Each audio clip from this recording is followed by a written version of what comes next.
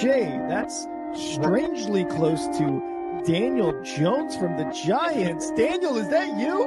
Beat the Chiefs. Show me. If the Broncos and Russell Wilson can show me that they can beat the Chiefs, then I will start believing. The crowd up.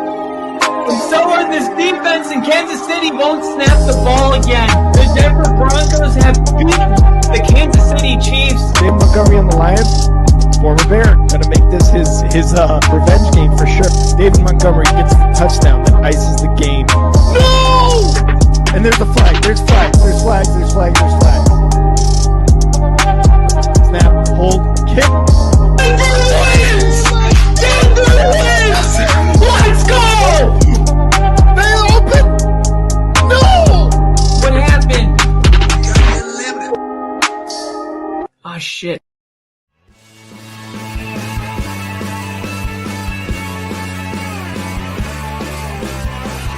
America is football.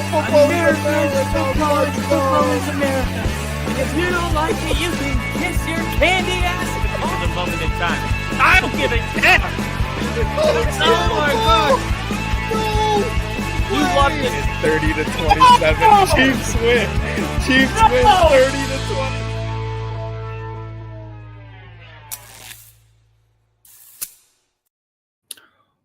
Woo! What is going on, guys? Welcome to the Only Football Podcast. Tough day. I don't really know what to say besides football's just one of those things that unites everybody, no matter what your walk of life is. And in the spirit of this being a sad day because of an assassination, Charlie Kirk, which, whether you agree with him or not, it is a sad day because he had a wife and he had 2 kids, and we just have to get better at talking to one another. And I think football is one of those things that kind of unites us all. And in the spirit of that, I am going to talk about football today. I understand if some of you may not want to, and you can watch this a little bit later. But I want to get this recap going because we have our predictions coming up because week 2 is right around the corner. So the NFL started the season with the Dallas Cowboys and the Philadelphia Eagles. And this was a game that I actually got right when we did our predictions. I said they're giving the Cowboys, they were plus 8.5, I believe, 7.5. I said this is going to be a close game. It's an NFC East rivalry. And aside from that, we kind of forgot that the Dallas Cowboys were not a bad team when Dak Prescott was playing. Like last year, Dak Prescott wasn't suiting up and the Cowboys were bad. And then we just kind of put that same level of expectation on him, kind of carrying into this season. And I feel like if you're Dak, you're thinking, I'm being disrespected. And I thought the way Dak played this game was a reminder to everybody that although Dak has not had success in the playoffs, just like Lamar, just like Josh Allen, right? Why does Dak? I feel like Dak gets extra targeted because he is a Dallas Cowboy, which just brings a whole lot of extra noise with it.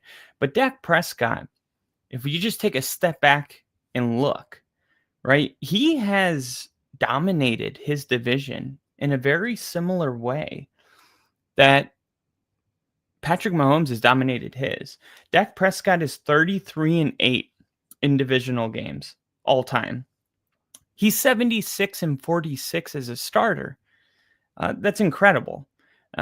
Dak getting spit on right before the game even started, I felt like was almost it was almost symbolic to the way the media and everybody has ruled out the Dallas Cowboys as a contender, even though Dak Prescott is perfectly healthy.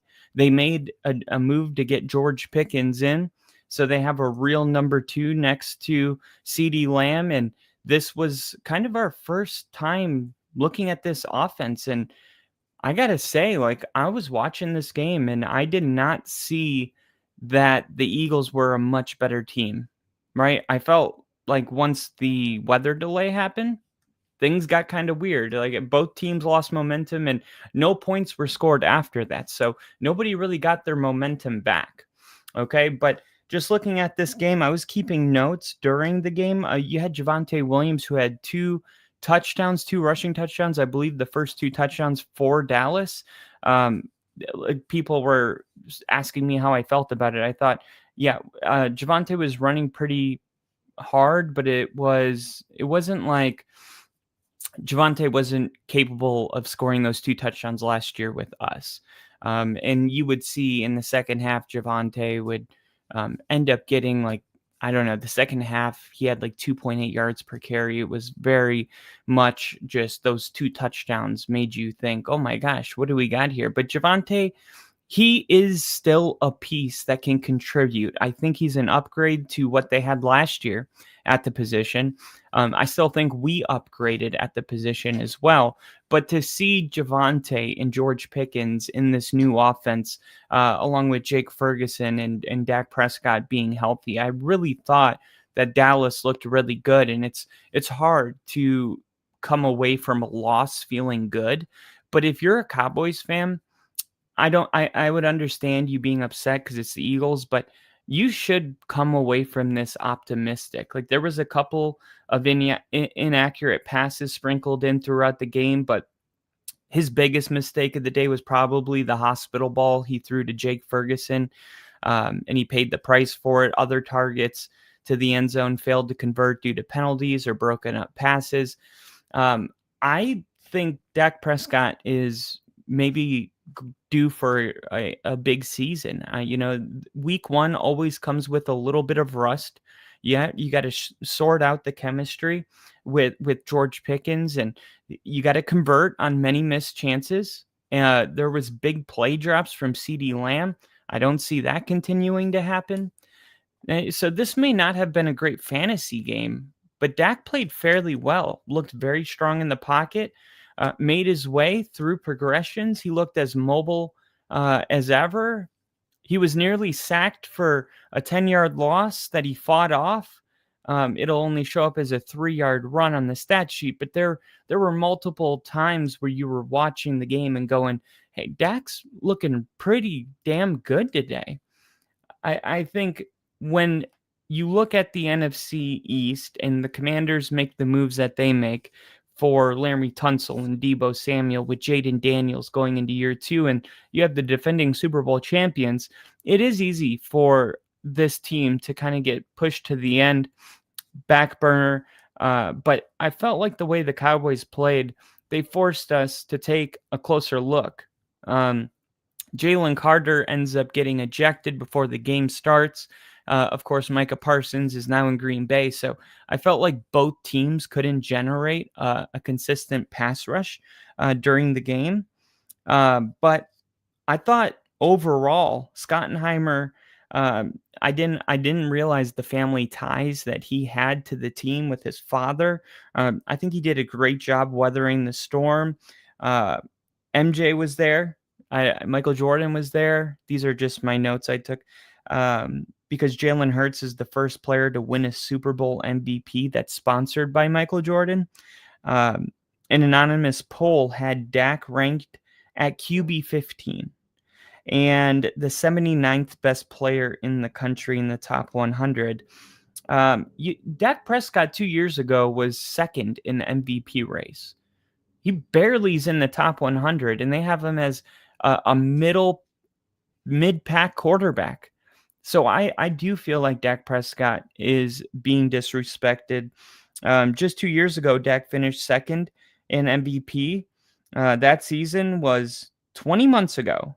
So just 20 months ago, Dak Prescott finished this season with 4,516 yards, 36 touchdown passes, and only 9 interceptions and a pair of rushing touchdowns. So just like 2023, I think Dak will have a good set of weapons when he had Amari Cooper. Now he has George Pickens and CeeDee Lamb. Dak, he's won a high percentage of his games. I think it's one of the few players that he deserves a 10-win floor, arguably, until he shows us otherwise. And based on the performance we saw on Thursday, there's no signs that that's going to be this year. So I'm encouraged, really. A little surprised, not too surprised. I predicted it, but still, like, he even played better than I predicted. Now, one of the things I did want to mention was the concern for the cornerback spot for Philly. I had a couple notes in here. There was also left tackle Tyler Guyton returning from injury. You had Tyler Smith, Tyler Booker. You had 3 Tylers on the offensive line for Dallas. I thought the offensive line actually played pretty well together. Dak stepped up with pressure and made big time throws. One of them was a 3rd and 9 CeeDee Lamb quick slant. Easy throw with Philly giving him an all-out blitz. Dak was eating the blitz, but delivering the ball. He was precise. He was quick. I felt like he was a step ahead of Philly. A lot to love. But if you're looking at Philly defensively, yeah, they couldn't generate a ton of pressure. Part of that is on Dak Prescott. The other part of it is Jalen Carter was out of the game. Okay, but one of the positions that I think is very worrisome, the duo of Quinion Mitchell and Cooper DeJean as 2 top 40 overall draft picks last year. It helped, it reaped major benefits last year. For crying out loud, they won the Lombardi Trophy, and in that, one of those players had a pick 6. But a month later in free agency, once it started, they allowed the 34-year-old Darius Slay to exit the building, right before trading C.J. Gardner-Johnson to the Texans soon after. With mid-round picks, these last 2 drafts, they appear to need those guys. I mean, I was watching the game thinking, I don't know if Philly's passing defense is going to be as good, right? They had veteran Adoree Jackson, who earned a 32.4 overall PFF grade that in his Philly debut. Kaylee Ringo didn't play a single defensive snap, which was somebody that they drafted after he got roasted in the preseason. I guess Philly decided he's not ready. Probably a smart move. Their only hope currently is that Jacorian Bennett, who they acquired for a late round pick from the Raiders, can build on a handful of good moments with clever offensive design. You can isolate these corners and quarters coverage fairly regularly, and whether CD or Pickens, Dallas was ready to go after that weak link. So this is something that on film, people are going to be looking at targeting.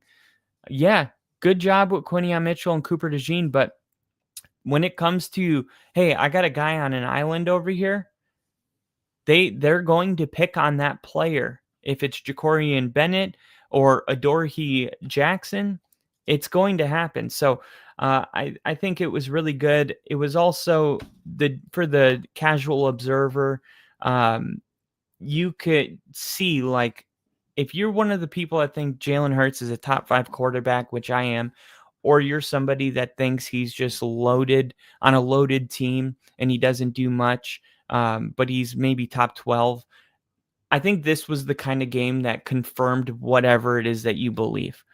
All right. If you're a person like me, then you thought he did exactly what he needed to do to lead his team to a victory. He scrambled for 7 first downs. 7 first downs on 9 scrambles. This was a very Jalen Hurts type performance. Now, there was a couple times where he got stuck in his primary read, despite the offensive line keeping him clean basically the entire day, which was one of the things that was mentioned on the broadcast with Micah Parsons being gone. How many times Jalen Hurts had no pressure, right? He had an insane time to throw of 3.67 seconds. But he still looked erratic on a few occasions. Dallas brought an extra rusher and was able to get to him, and he hit one deep shot to Jahan Dotson on a post, but he didn't even attempt a throw in the 10 to 19 yard range. Like, we had the bomb, but we had a lot of very short intermediate stuff. We didn't have anything between 10 and 19 yards. I found that to be interesting. And we can talk about some of the stagnant offensive ideas, because remember, Kellen Moore is gone now. He's the head coach for the Saints. So you have a new offensive coordinator in the house in Kevin Patullo. And it was kind of reminiscent of when they elevated an offensive coordinator in-house for 2023. Of course, that didn't go well. That's what led to the firing of him and the hiring of Kellen Moore. But I'm wondering if the offense is going to take a step back. I expected they would, because I think so highly of Kellen Moore that I don't think they're just going to easily replace him. But look, there's no excuse for targeting A.J. Brown one time the entire night. Like, you have a guy that is one of maybe a top 5 quarter or wide receiver in the NFL. He cannot go an entire night with one target. If for any reason Philly would have lost this game, the entire story would have been, why did A.J. Brown have one target one time, right? Not good enough. So my big takeaways are Philly, a gritty win. I'm not sure if they would have won without the weather delay. Like I said, no team scored any points after the weather delay or any touchdowns. So it kind of just ended the game in a weird way. It was so long of a delay that the game, when it restarted, it just felt like the emotion was kind of sucked out of it. But big takeaway from this one is, I think Dallas is better than people were giving them credit for. I think Dak is going to have a good season. I think this offense is going to be what we saw 2 years ago when there was Amari Cooper. Now it's George Pickens. And I'm looking closely at the cornerback number 2 spot for Philly and their offense with their new offensive coordinator. And I'm monitoring the play calling next week. And of course, they play the Kansas City Chiefs next week. So this is going to be a really big game for both teams. And if we move on to the Kansas City Chiefs, we can talk about them because Justin Herbert can absolutely shred defenses if you just give him a little bit of time. Since we just mentioned the steady discourse around Jalen Hurts, I've never really understood some of the things said about Justin Herbert in the media. He's 3 games above 500 coming into Friday's game as a starter, and he hasn't won a playoff game in his first 5 seasons. So that doesn't really match up with this caliber of quarterback, but a combination of play calling, weaponry, and protection has always held him back in the past. It was either the offensive line couldn't help him up, he was getting injured because of the offensive line, or he didn't have any weapons. I mean, even last year, his best weapon was a guy they drafted outside the first round in Ladd McConkey. You know, they drafted another wide receiver 3 years ago, thinking that he was going to make, a big step, and he never did. And it was actually, I'm talking about the receiver out of TCU, even Steve Smith said, this guy is not ready to go. He doesn't know how to utilize his big body. He plays too passive for a big, and he has some learning to do. And we finally saw him get 2 touchdowns yesterday. So I thought, I felt like everything was starting to come together here for the Chargers. Look, I predicted the Chargers to win this game outright. I said over and over and over that the Kansas City Chiefs were making a huge mistake and nobody was talking about it, right? When Rashee Rice got suspended for 6 games, there was an entire moment that we went onto the Kansas City depth chart. We looked at the receivers and we all agreed Rashee Rice out. Okay, they had Xavier Worthy. That's a good receiver. We'll put him in the good category. You had Marquise Brown, Hollywood Brown, and Juju Smith-Schuster. We looked at both of their last 2 seasons, and they collectively had, like, I don't know, maybe 9 catches. Like, they were the most inconsistent receivers, right? And they've been that way their whole career. I don't think any of them cracked 1,000 yards. It was it was a lot to say that they were going to be, oh, no problem, they'll be your number 2 receiver. Bad plan. They haven't been that in, maybe you could argue, ever. And now you're saying that they're just going to step in and do that? That seems like a problem to me. So then you looked at the other 4 receivers. You had a guy that was drafted like 50 by the New England Patriots 2 years ago, but up until this point, he has like 3 catches on his career. You had 2 undrafted free agents that have never started a game. And that's pretty much it. And then you're just like, yeah, we're going to run it back like that. Mind you, the Chiefs have finished 15th in points per game the last 2 seasons.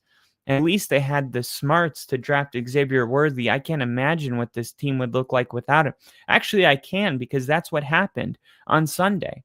And this is the Chiefs' plan. So when we saw Minnesota get Jordan Addison suspension, we saw Minnesota call Denver about Devon Vele. We saw him call the Carolina Panthers about Adam Thielen coming back. We saw a team go, oh, crap, we don't have a lot of depth. Let's try to fix it. Kansas City just doubled down. They were like, no, this is fine. We're just going to go with this offense. And I was like, look, that's not going to work this year. The AFC West is too good. The Chargers in year 2 with Harbaugh, they're going to be damn good. And the Broncos are going to have the best defense in the NFL. They gave up -2 yards in the entire second half of the Titans game. I mean, the Titans had, I think, 5 possessions just in the fourth quarter, and they got 0 points on all of them. In one of them, they took over at like the 23-yard line, almost in the red zone. And they still got sacked twice in a row and got put out of field goal range. So, look, the Broncos and the Chargers are going to be tough. And the fact that the Chiefs are just confident in this offense blows my mind. So I thought this would be a rude awakening for Charger fans everywhere, and Chiefs fans. Rude awakening for Chiefs fans, exciting for Chargers fans. So this was a great overall team win by Justin Herbert. And this game was in Brazil. And it was just one of those games where I felt like Justin Herbert showed you what he's capable of, right? No playoff win in 5 seasons. It doesn't really match this caliber of quarterback. But against the Chiefs, what he did in Brazil, a great reminder that this guy can be an elite quarterback. He went 25 for 34, 318 yards, 3 touchdowns, no interceptions. He had 32 yards on 7 carries, only 58 yards on the ground across 18 non-Justin Herbert carries. They were not running the ball effectively, but Justin Herbert just put the team on his back and said, I'll do it. I'll take care of it. Only 58 carries on the ground. They finished week 1 first in overall success rate offensively, 56.5%. Justin was bested by Lamar Jackson and Jordan Love in EPA per play at 0.438. But still, very impressive the way that the Chargers were able to deal with some of the pressures defensively that Steve Spagnuolo on the other side threw at him. And he does this, but I would say better than anybody. There's a couple like Flores from Minnesota. and I would probably throw in Vic Fangio. But Spagnuolo is one of the best in the league at confusing blitzes. But Herbert put together a masterclass with great pocket movement that was very subtle. That's the difference between what we saw in Caleb Williams's, I don't know what to call it, like his, the way he evaded pressure in the Bears-Vikings game, because we went to the end of the first half and Caleb Williams, there was a stat that he's been pressured on, this many dropbacks, but he had 0 sacks, even though, because he's been evading the pressure. But when you watch him play, he would snap the ball and then he would look at his first read, second read, and he would bail out of the pocket a lot of times. And then give him credit. He is very elusive and he's fast. He ran like 20.7 miles an hour. He was like the fastest in his career on one of his rushes. So he is quick and fast. But what we saw from Justin Herbert, it's the subtle movements in the pocket that buy extra time without, having to bail out to a point where your receivers are looking at you and going, oh, we got to, play backyard football, scratch the play. Justin Herbert is able to slide, step in. From a receiver's perspective, you're looking at your quarterback and you're still executing the play design. And I think that is so underrated because there are multiple ways to avoid being sacked. And I think the way Justin Herbert does it is the way that the most elite quarterbacks do it. A lot of it is just, I think it's just instinctual and confidence. And Herbert's just a really big guy. And he hangs in the pocket, dude. He's a tough son of a bitch.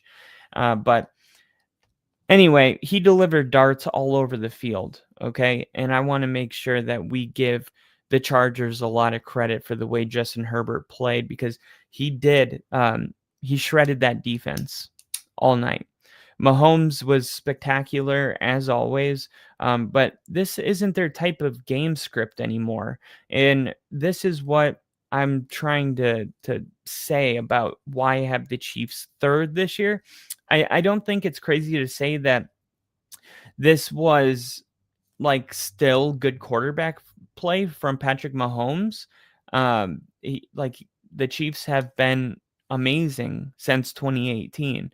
Mahomes has been awarded 3 big-time throws compared to only 1 turnover-worthy play in this game. 3 big-time throws, 1 turnover-worthy play. Only allowed 2 of 15 pressures to turn into sacks, which we talked about.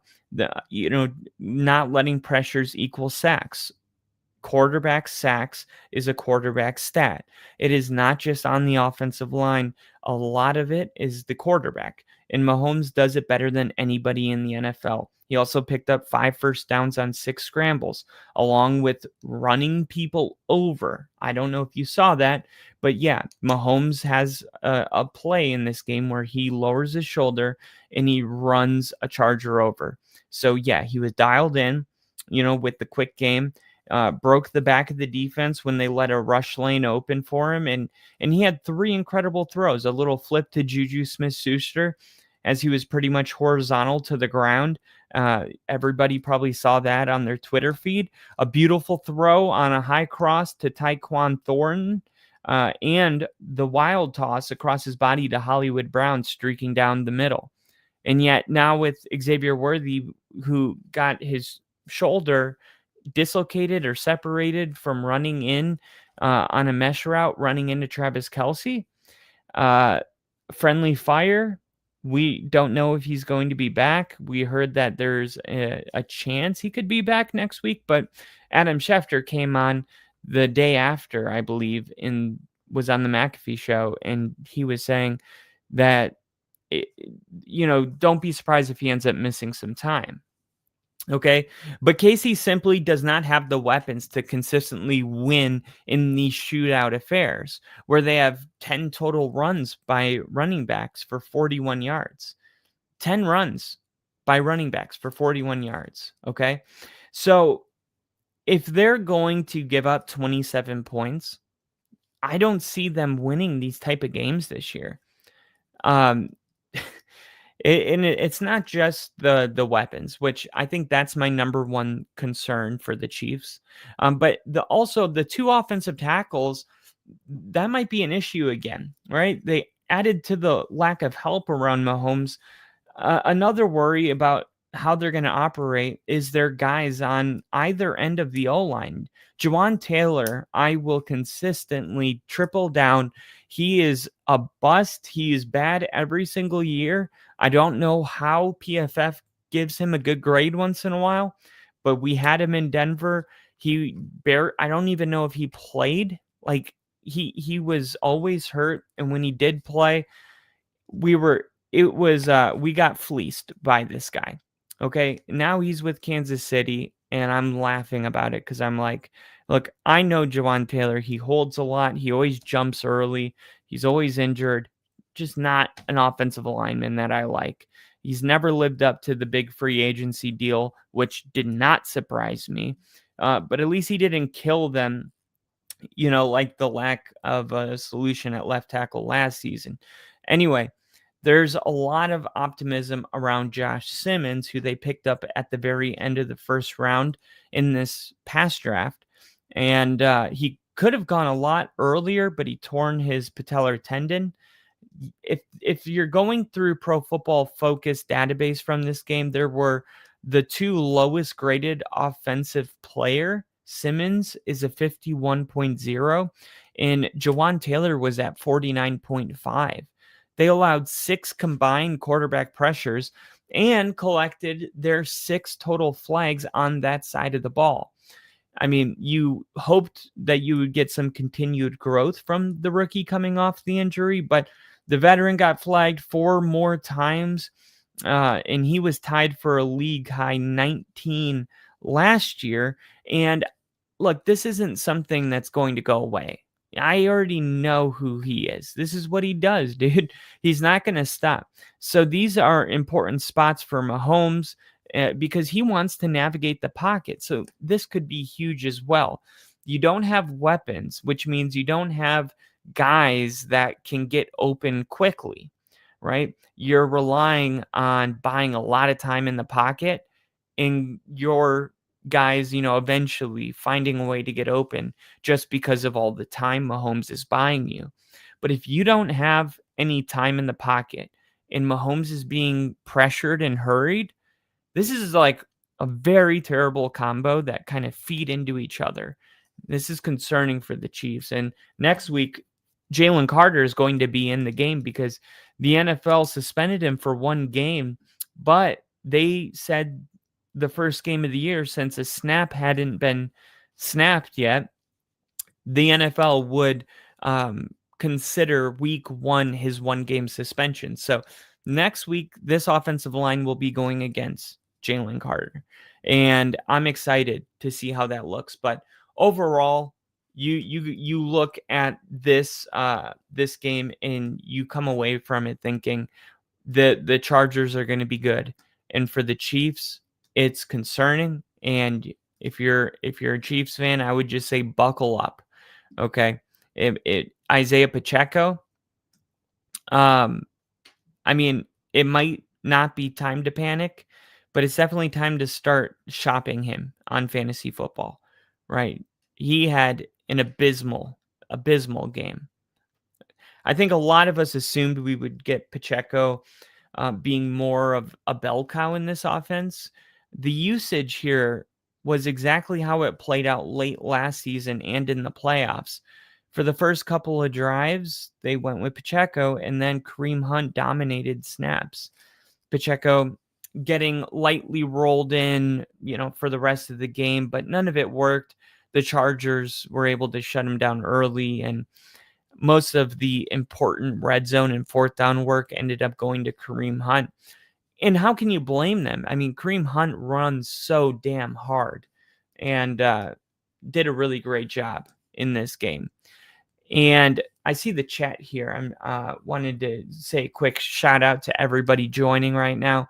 Sorry that I haven't been going through the chat, but I was just kind of going through everything because I'm going to clip these probably and make them separate videos. So I thought about doing this in the studio, but I like having all you guys together, even when I'm not, talking to you. I know you guys are talking to each other. We got Nick in here now.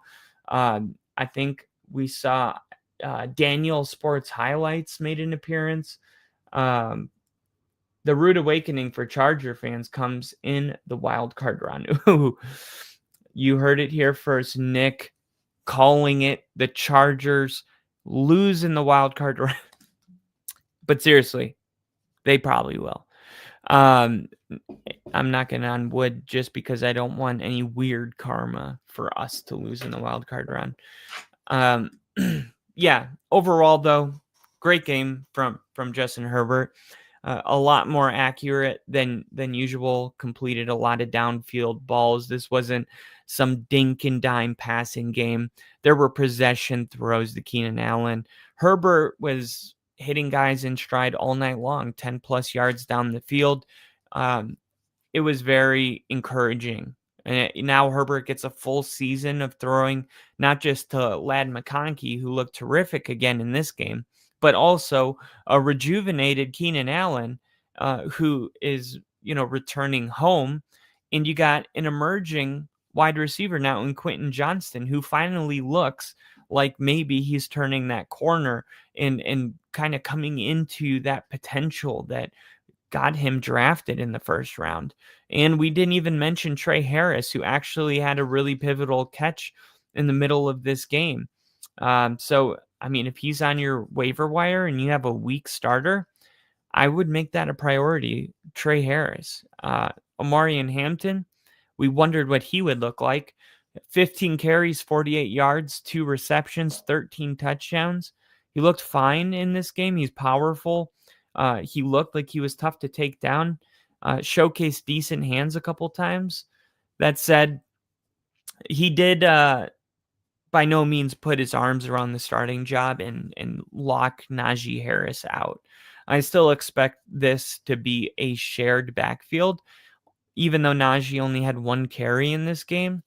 It looked like a very straightforward thing to me that this would be the way that it goes all year long, unless one of these guys just just separates himself completely.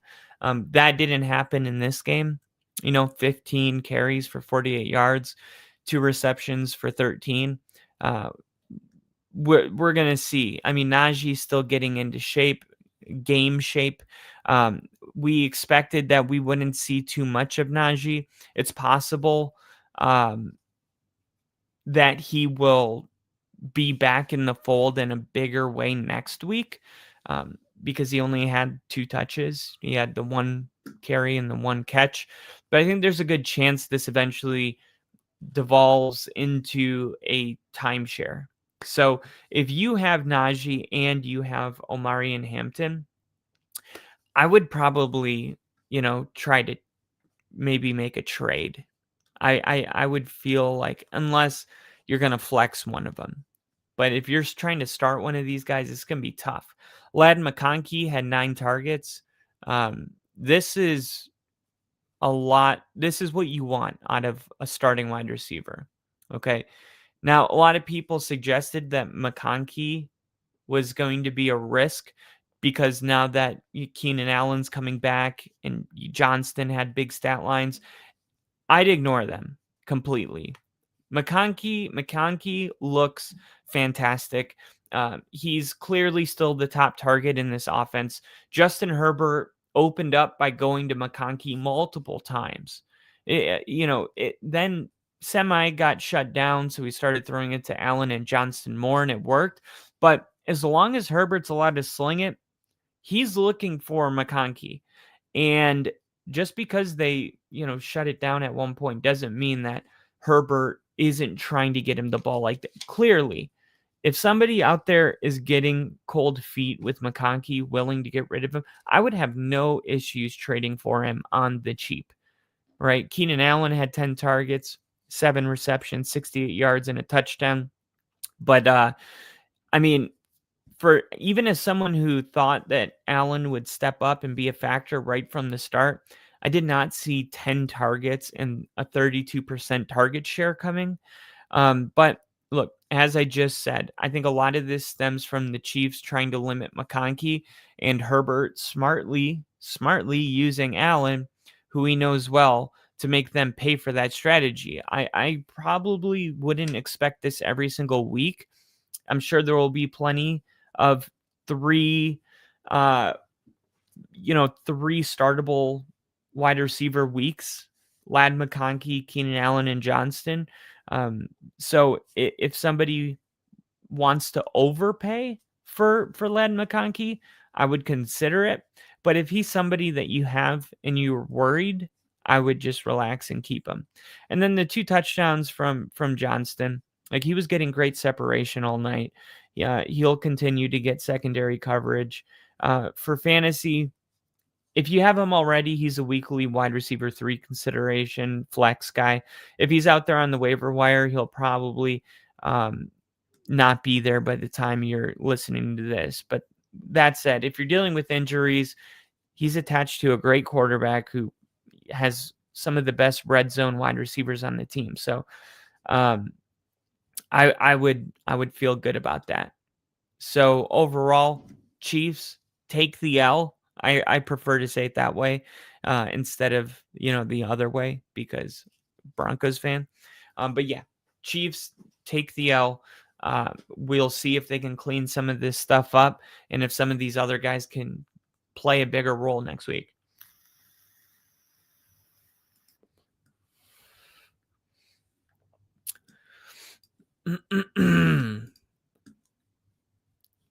All right. Moving on to, let me get my ticker going. And the Tampa Bay Bucks going against the Atlanta Falcons. This was a fun one, if you guys caught it.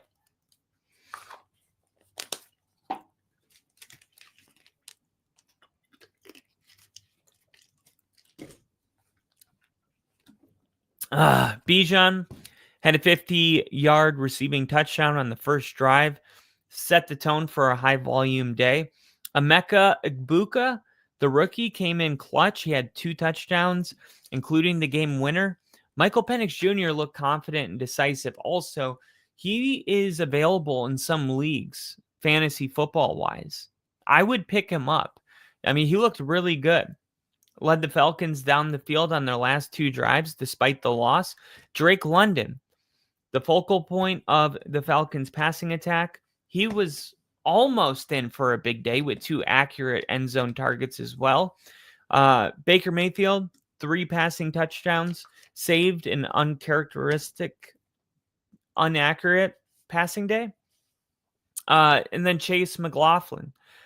Kickers, not usually a big deal, but he missed a field goal and an extra point. And that was the only things that gave the Bucs any chance of losing. So we saw kickers were important this week, right? We saw in the Bears game, right? They got to get rid of their kicker. It's an issue, okay? But staying here, Baker had a decent fantasy performance, 17 for 32, 167 yards, but 3 touchdowns, 5 carries for 39 yards as well. He had an egregious miscommunication with the wide open Cade Otton, whatever, which could have easily resulted in a house call if they connected. But as always, Baker came through in the clutch. With 2 minutes and 30 seconds left on the clock, he marched the Bucs down the field and ended the drive with what ended up being a decisive 25-yard touchdown to Emeka Egbuka. Bucky Irving had 14 carries for 37 yards, 4 targets, 4 catches, 8 yards, a touchdown. This is my number 1 running back in fantasy this year. Unfortunately, when it comes to running the football, he had a horrendous game. I mean, this was inefficient. Less than 3 yards per carry. A 10-plus yard run was called back due to holding, but other than that, the stat line's pretty indicative of his performance. His day was saved by a receiving touchdown, so fantasy players were happy to see that. But his usage, it looks encouraging. Neither Rachaad White or Sean Tucker ate into any significant portion of Bucky's volume. In week 1, that's something you're looking for, right? Ibuka, I said it already, 2 touchdowns. Target share was split pretty evenly with all 3 wide receivers. But Ibuka came away with both the receiving touchdowns. He had 1 drop that would have been a 17-yard gain if the ball hadn't hit the ground. But overall, he looked confident with the ball in his hands. And I had said it during the offseason. Everybody that visited Tampa Bay's camp said, who is that guy? They were talking about Emeka Egbuka. And they're like, I can't pronounce his name, but that guy's good, right? The guy that's a tight end but moves like a receiver. I mean, this guy's going to be a problem for a while. And Baker Mayfield connecting with him. Look, I traded Mike Evans to my brother for Lamar Jackson, straight up, with Jordan Love, because I got to give him a quarterback. But the main reason I traded him was because I thought Mike Evans, is he going to have 20-point weeks? Absolutely. But with Emeka coming into this offense, I'm worried that we're not going to get our usual Mike Evans. All right. Big Mike was the Bucs' most targeted pass catcher, which is 8 targets. So that's to be expected. Baker overshot him a couple times. That would have added at least 15 yards. Evans, no end zone looks in the Bucs' 1 trip to the red zone. Cade Otton, like I said, he put up a goose egg. Had the potential for a serviceable game, but Mayfield overthrew it. Damn, these are really, really spicy today.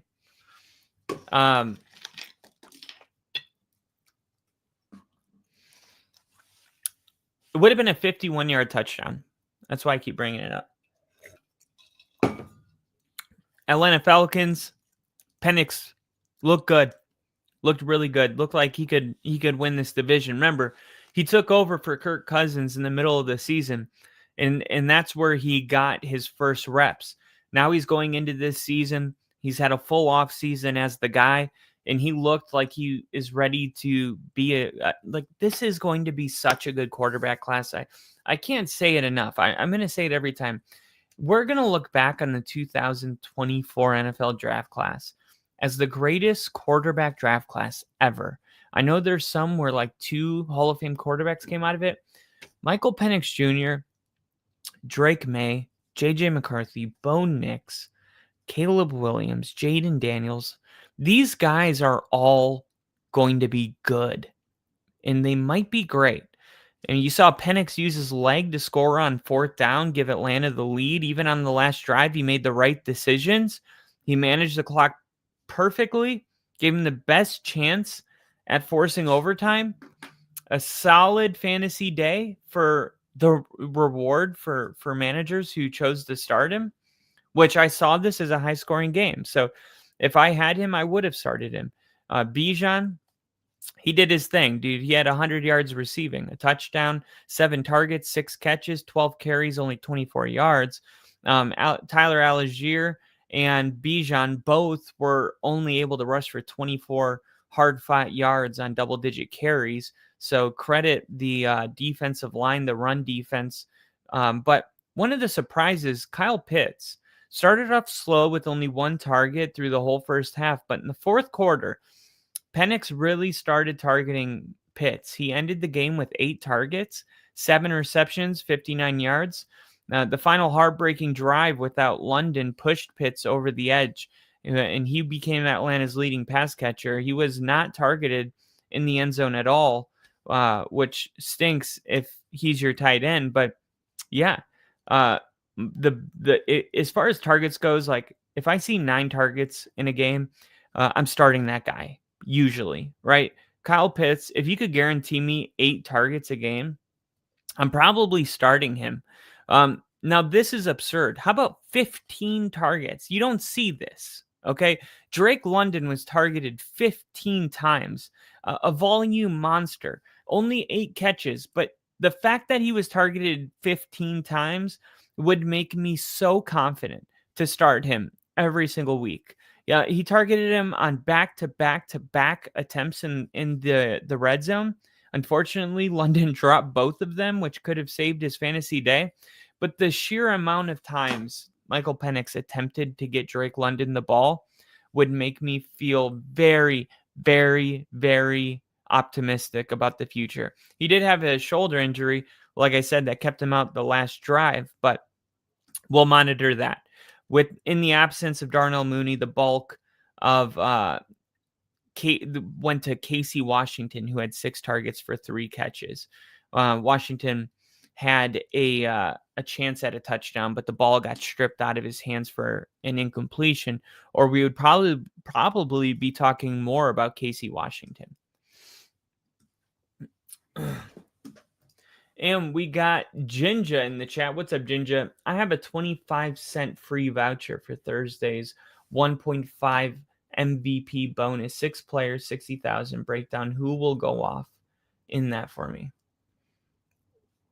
Okay. Thursday's 5-time MVP bonus. 6 players, 60,000. So let me know. What do I have to predict? Just tell me that. But yeah, like, even though the Saints were more competitive than I anticipated against the Cardinals, which we're going to be talking about in a little bit, I don't see them as a threat for the division crown. And the Panthers, who we're going to talk about a little bit later as well, against Jacksonville, they seemed a lot further off than I thought coming into the season. I'm not hitting the panic button yet.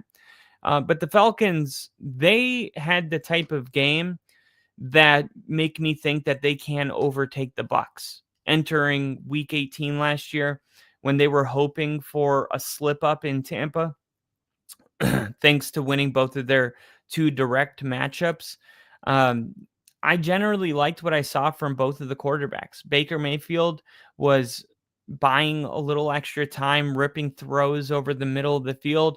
Penix, on the flip side, was maybe rushed into a style of play that he wasn't used to in college against a Todd Bowles fire zone heavy defensive scheme.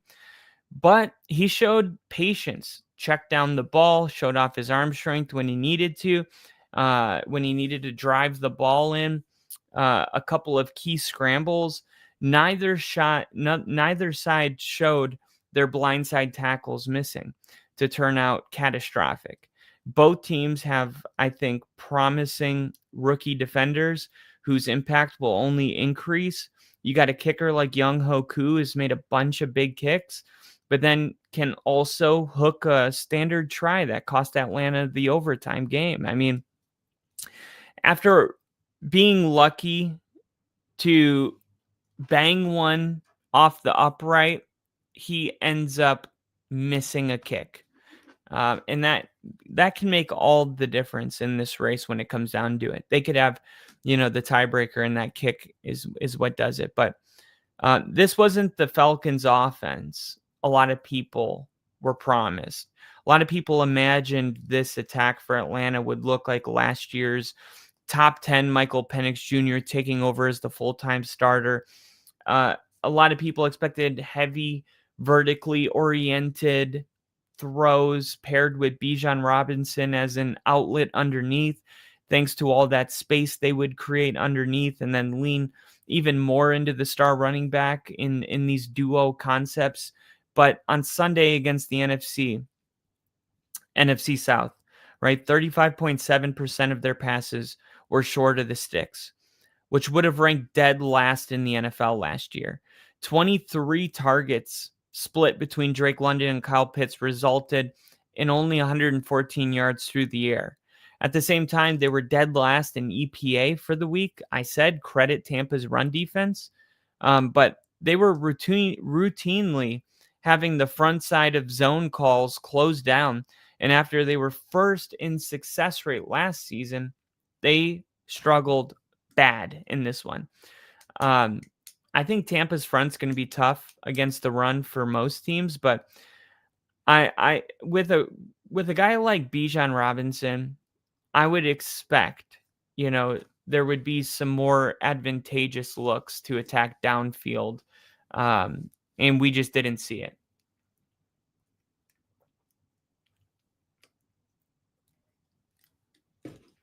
So Atlanta, they look like they're capable, but their offense, I think it does look a little different than what we thought. I want to see next week. I want to see them attack vertically, push the ball downfield more. Emeka Egbuka, he's going to be a star in this league. And at this point, it looks like a steal because Tampa drafted him, 26, something like that. No, was it 19? I think it was 19th. But still, I mean, an amazing game. He had 67 yards on 4 catches and a pair of touchdowns, a quick screen for minimum yards. He had a nice inside handoff. He was able to secure a laser right at his face mask from Baker on a drag route. He scored on a high cross off play action, which Baker beautifully layered right in the deep middle where Jesse Bates tried to jump it earlier with the dig inside, then the rookie one-on-one with leverage against the corner on the deep post. Jonathan Vilma on the broadcast also noted on the Bucky Irving touchdown how Egbuka slightly hooked the linebacker in order to allow the back to score on the swing route. So he was making very high IQ plays, definitely didn't look like a rookie. I was a little surprised that they picked him considering they brought back, Chris Godwin coming off ankle surgery. But with his return still questionable, it looks like a smart move because he's playing a big role in this offense right away. But for the Bucs, promising rookie receiver, they weren't able to run the ball effectively. You're hoping Bucky Irving has a better day running, and that goes for both teams, right? Atlanta didn't run the ball well either, and Atlanta want to see them attack vertically, throw the ball downfield a little bit more next week. But overall, it feels like this game is the race in the NFC South after this first week. All right. Next up, we have the Bengals. The Bengals finally win a home opener. First 1-0 start since 2021. Joe Flacco threw the ball 45 times, 290 yards, 1 touchdown, 2 picks, 7 total yards in the second half. Okay, that is real. All 17 of Cincinnati's points came from Cleveland turnovers. When I was writing all this down, I couldn't believe it. I've accumulated all of the best stats, from everything, whether it's PFF, next gen stats. I was like, the reason this channel is going to be the best football channel is because I'm spending at least 15 hours on my recap, and I'm pulling from all of the best channels, best sources, and I'm putting it all together so you guys have it all at once. So I hope that you guys appreciate the value in the time, because these stats that I have here are pretty insane, right? Joe Burrow, fewest passing yards in a win for Joe Burrow ever. Only 113 passing yards. Now, if you would have told me Joe Burrow is going to have 113 passing yards, I would have told you the Bengals lose their home opener because he got hurt in the first quarter. I cannot believe that the Bengals, who started their wide receivers during the preseason, could not score and push the ball down the field and get Jamar Chase involved in the game. It is very, very, very surprising. Okay. Now, I'm looking here, and it looks like some of my notes I didn't get in my ticker. So I'll share them with you. Okay. I said Joe Burrow's fewest passing yards in a win ever. First 1-0 start for the Bengals since 2021. Joe Flacco, 290 yards, 34 for 45, a touchdown, 2 picks. Check this out. The Browns are 3-21-1 since re-entering the NFL in 1999 in home openers or season openers. 3 wins, 21 losses, and 1 tie. That is abysmal. 7 total yards in the second half for Cincinnati. That is even arguably more abysmal. Cleveland missed a PAT in the third quarter, which would turn out to be the thing that didn't tie the game. 17 points off of the 3 turnovers. And keep in mind with Cleveland missing the kick that they had a rookie kicker making his season debut in this game. Okay. So we were 1 of 3 plays away from another week 1 Bengals stinker. It didn't happen. The Browns aren't good, but I think they're going to be an annoying team. Cleveland is going to stick around. They're going to play decent defense. They're on track to picking up high in next year's draft. They could very easily package their own draft pick with Jacksonville's first rounder that they got for Travis Hunter and move up and pick a very talented quarterback, because this is going to be a very talented quarterback class, which is what I've been saying I think the Browns are going to do. But however, I don't believe in Joe Flacco or any of their rookies. I think you got to, I think they should give them the chance to play, because why not? I mean, why draft them? Joe Flacco is not taking you to the Super Bowl. So that's the whole reason you play. You play to win the game. If you know you're not going to the Super Bowl with Joe Flacco, what do you have to lose? I don't understand why Joe Flacco, at 40-something years old, is starting over the rookies that they drafted that are sitting on the bench when you only have 18 games to decide if you need to use 2 first-round picks on a quarterback, or if you want to build around one of the quarterbacks that you drafted. If you have no intent on using the quarterbacks you just drafted, why did you just use 2 draft picks on 2 quarterbacks you just drafted? It doesn't make any sense. I don't understand it. I think they need to let these young guys play and let the playing do the talking. Flacco, he still has the arm to throw it all over the field. Stefanski has some crafty designs in his back pocket. Everyone in that backfield's competing for touches. Dylan Sampson and Harold Fannin Jr. had a lot of underneath opportunities. I actually had Dylan Sampson on my bench. He was, I believe, a 5th-round draft pick in last year's draft, or this year's draft. So good to see him. I think he finished with like 17 fantasy points. The defense was flying around for most of the day. Myles Garrett at one point was racking up 3 sacks on consecutive plays, and their corners looked a lot better than they did in 2025. So I think at least Cleveland's defense is going to test you. Maybe offensively, they don't have the firepower, but I think the Browns are going to be an annoying team that keeps games close. And you're getting Joe Burrow. You're going to get some Joe Burrow concern about this offensive line.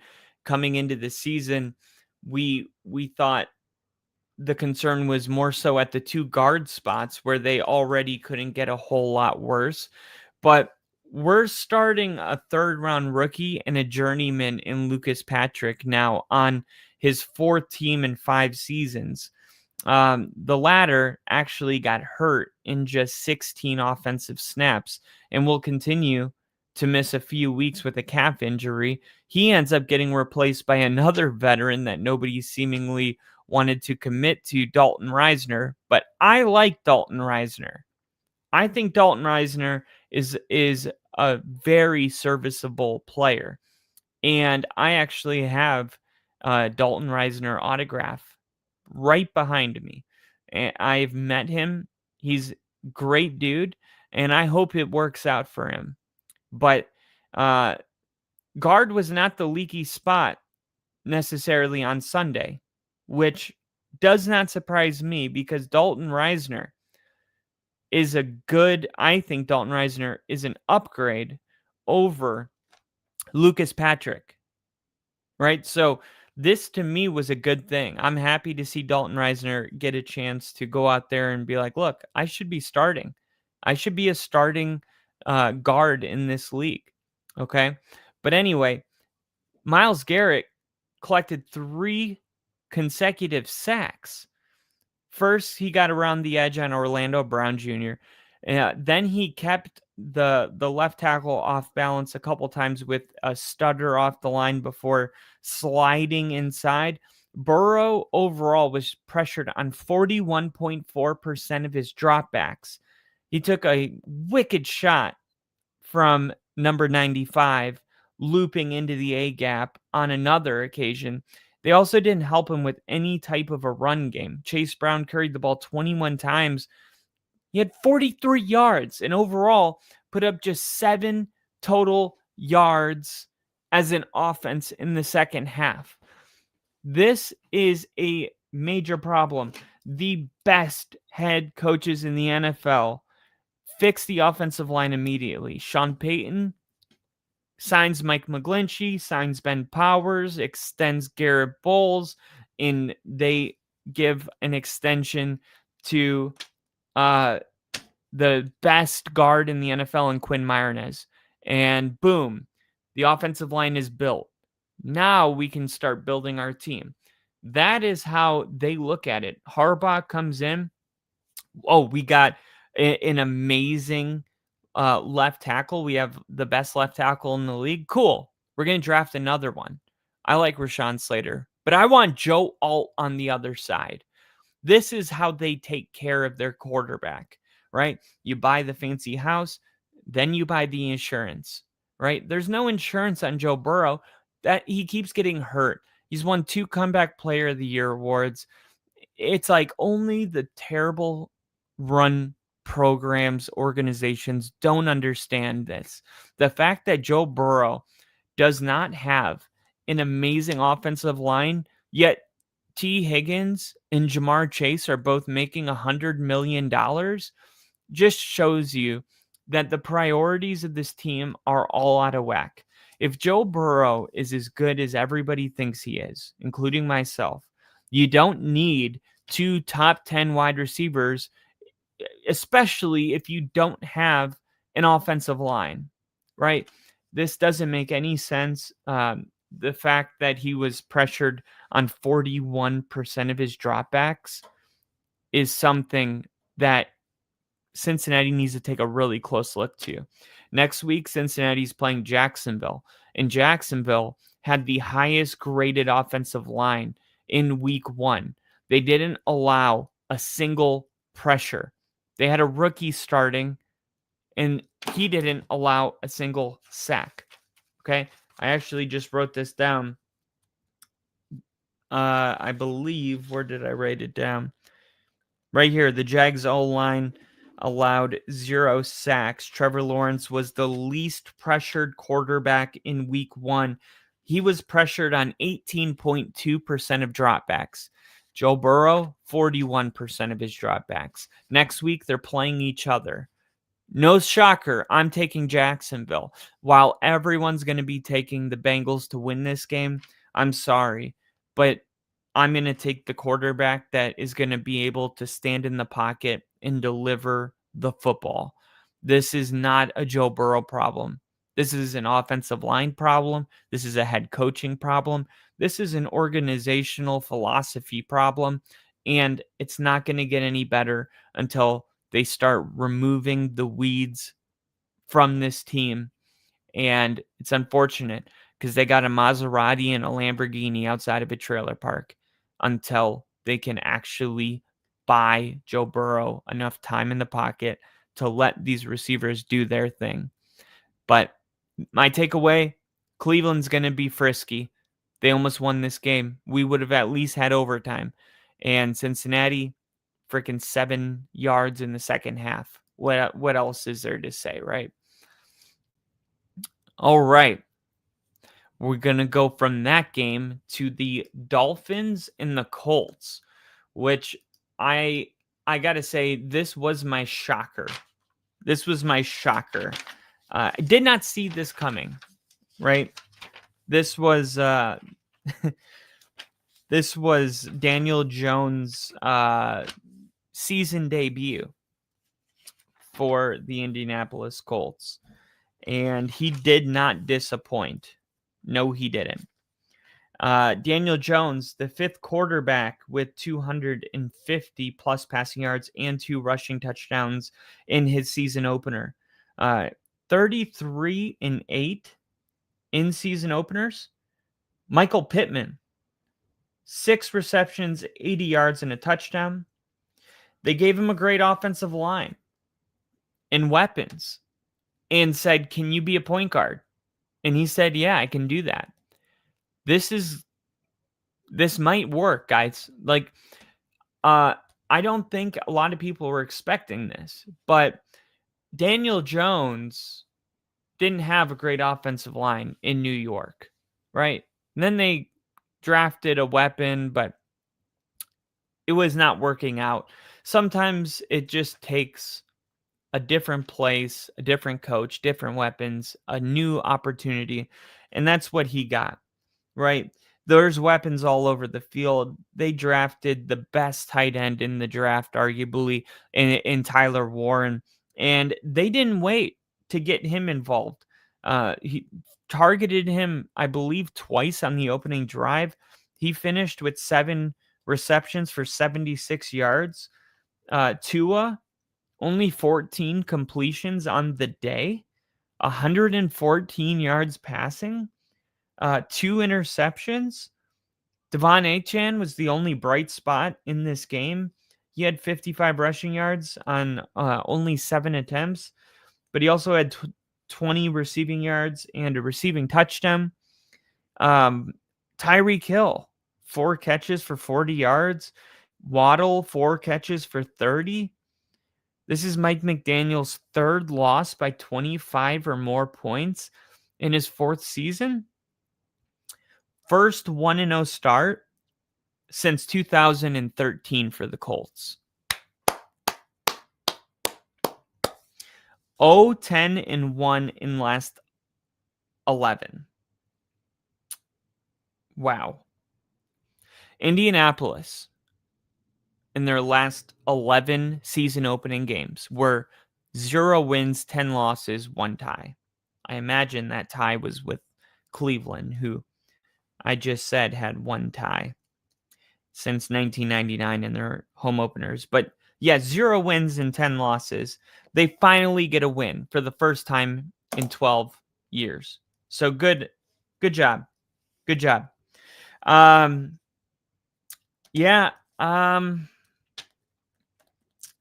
got to say, I think the Colts might be good. But I also believe that the Dolphins might be falling apart right now. Now, it's just one game, so you don't want to read too much into it.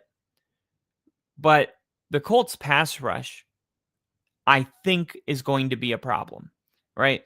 That's one where I'm like, I don't think, all right, they were able to create a couple of free rushers, and at one point, they gave Tua a monster hit off his blindside.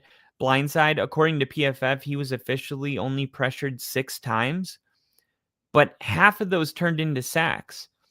And that was while getting the ball out under 2.5 seconds on 16 of his 27 dropbacks. So think about that. In 16 of his 27 dropbacks, he got the ball out under 2.5 seconds. So it's not so much that the Colts weren't able to provide any pressure, right? He was pressured basically on all 6 throws that Tua didn't throw under 2.5 seconds. I mean, that's incredible. On that first one, the Colts bliss safety Nick Cross unblocked off the edge, where they brought that guy down into the quarterback's cadence outside of the tight end, which completely caught the right tackle off guard. They used a handful of mirrored twists that made it feel like the walls were closing on Tua from all angles. At one point, they lined up DeForest at defensive end, and he just absolutely blew through the tight end and running back who was asked to protect him, Tua. They dropped Latu into the hook zone for his first career interception. So I thought Lou, the defensive coordinator, showed that he can still mix up, to make it look confusing for opposing quarterbacks. And once you think, hey, this guy's coming in and he drops back, they're running disguises. I mean, they look good. Latu flashed on a few occasions.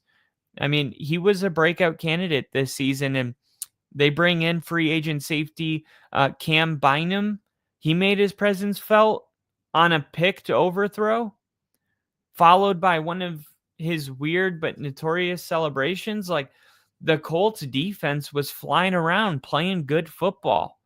This Dolphins offense has been the best thing about them in a while. They're inside a dome. There's no weather. This is usually what the Dolphins do well. So the Colts, they're a team you're circling going, what the hell is going on? I don't know if the Dolphins are terrible or if the Colts are really good, right? But we're going to need another game to figure it out. But it's going to take a miracle for Mike McDaniel to make it to Thanksgiving if he puts together even another game that looks like this. He's in his 4th year. He was the betting favorite to be fired first, and that's for a reason, right? The vibes in South Beach were basically off since Tyreek Hill said following last season's finale that he was out of there. I mean, you got guys like Vic Fangio going to Philly saying that he couldn't coach the players in Miami because they weren't focused on football. You're the head coach. Your job is to create a culture, and there is no culture right now, right? I was worried about their tackle situation and what the next adaptation of this offense might look like overall. But what Anthony Weaver did in his first year at defensive coordinator, despite meaningful injuries, there was at least hope that they would be able to build on a 25-16 record with Tua as the starter for this regime. And remind you, the Tua thing, Mike McDaniels pounded the table for Tua. Tua and Mike McDaniels' legacies are intertwined, right? Their quarterback never looked comfortable unless he almost predetermined where he was going with the ball in their RPO offense. There was multiple unblocked pressures. Even more disappointing, their defense allowed Daniel Jones to have a career day, which we've never seen Daniel Jones look this good. The Colts had 7 drives for the game, and they scored on all of them. Think about that. 7 drives, and they got points on all of them, versus 39 versus 21 minutes of time of possession. The only player that truly looked the part, like I said, was Devon Achane, right? He's good, because down 30-0, Mike McDaniels called up a swing screen to him. on 4th and goal.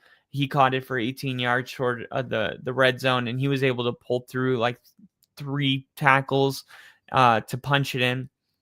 So love what I'm seeing from Achane. But what we saw from the Dolphins, I don't know if we're going to see Mike McDaniel when Thanksgiving comes around, if it doesn't get fixed next week. Daniel Jones, last thing I'll say about it, he had a good game, but this skill position group isn't getting enough attention, right? It's not just about Daniel Jones, right? I thought Shane Steichen's ability to design plays and get their skill players involved in this game and put them in an environment where they can have success. That's what he does really well, right? There's a reason that a quarterback that they drafted like 3 overall 3 years ago, Shane Steichen was like, I don't want him, right? He can't run my offense. I need to be able to use my playbook or I'm going to get fired because they're going to say I can't score points. I can score points, but not if you take 3/4 of my playbook and rip it in half and give it back to me. And now that he's on a warm seat, he's like, I can't mess around with experiments. I need a quarterback that can at least do, what I can call, because I can create plays where skill positions are in space. And he was able to do that. And credit Daniel Jones because he was able to get the ball out there. A per carry average of only 3.9 yards, not that impressive, but Miami focusing on stopping the run in a lopsided game is what really hurt those numbers. Okay. They did have 15 runs of 5+ yards in the passing game. Their wideouts were gaining extensive separation along the sidelines, snapping off deep curls and comebacks. They threw a bunch of RPOs on their end as well, and the routes away from the safety, capping over the slot where they had Michael Pittman, who is having a really big day. And I think the draft pick of Tyler Warren is going to be something that Colts fans look back on and go, wow, this guy is incredible. He's a major part of our offense. Mo Alley Cox, I mean, he's a massive number 2 tight end. He turned a simple catch in the flats into a chunk gain. Broke a tackle at one point in this game. I mean, Alec Pierce hauled in a amazing grab on the sideline for an explosive. They had Ashton Dolan taking fly sweeps. The skilled positions, they might have a lot more guys on this team than we thought. So I'm excited for this team. I'm excited to see what they look like next week. But overall, a great week 1 for the Colts and a very disappointing week 1 if you're a Miami Dolphins fan. Next up, we got the New England Patriots. You had Geno Smith making his season debut. And I guess it went okay, right? They get the win, which is what it's all about. They get the win. Geno Smith looked exceptional.